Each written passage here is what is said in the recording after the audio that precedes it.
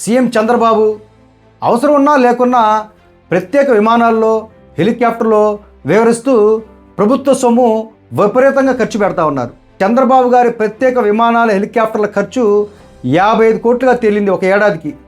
మేమే తక్కువ అన్నట్టుగా డిప్యూటీ సీఎం పవన్ కళ్యాణ్, మంత్రి నారా లోకేష్ కూడా ప్రత్యేక విమానాలు హెలికాప్టర్లో వివరిస్తూ కోట్లాది రూపాయలు ఖర్చు పెడతా ఉన్నారు. మరి వాళ్ళ లెక్కెంతో తేలాల్సి ఉంది. మీ సొంత అవసరాల కోసం, సినిమా షూటింగ్ల కోసం ప్రత్యేక విమానం హెలికాప్టర్ వివరిస్తూ కోట్లాది రూపాయలు రాష్ట్ర ప్రభుత్వ సొమ్ము ఖర్చు పెట్టడానికి మీకు ఎవరు అధికారం ఇచ్చారని పడుతూ ఉన్నాను. ప్రజల సొమ్ము ఒక బాధ్యతాయుతంగా ఖర్చు పెట్టాల్సిన పరిస్థితుల్లో మీ ఇష్టానుసారంగా సీఎం ఓ పక్కన, డిప్యూటీ సీఎం మరో పక్కన, సీఎం గారి కొడుకు మంత్రి లోకేష్ మరో పక్క ఈ రకంగా ఇష్టానుసారంగా దుర్వినియోగం చేయటం ఎంతవరకు కరెక్ట్ అని పడుతూ ఉన్నాను. ఒక లెక్క ప్రకారం ఈ మధ్యకాలంలో పవన్ కళ్యాణ్ గారు ఈ నెల జనవరి నెల 19వ తారీఖు నుంచి ప్రతిరోజు ఉదయం ఏపీకి వస్తే ఇక్కడ పర్యటన చూసుకొని మళ్ళీ సాయంత్రానికి ప్రత్యేక విమానంలో హైదరాబాద్ వెళ్ళటం, ఇలా డైలీ సర్వీస్ చేస్తూ ఉన్నాడు.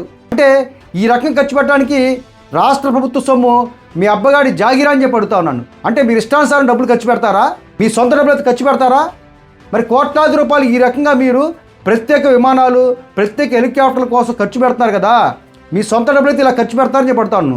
దీనివల్ల ప్రజలకు ఒరిగింది ఏంటి? ఒక పక్కనేమో అభివృద్ధి సంక్షేమ కార్యక్రమం డబ్బులు అడిగితే బేదార్పులు ఇస్తారు. గతంలో జగన్మోహన్ రెడ్డి గారు ఆర్థిక విధ్వంసం చేశారని చెప్తా ఉన్నారు. మరి మీరు చేస్తుంది ఆర్థిక విధ్వంసం కాదా?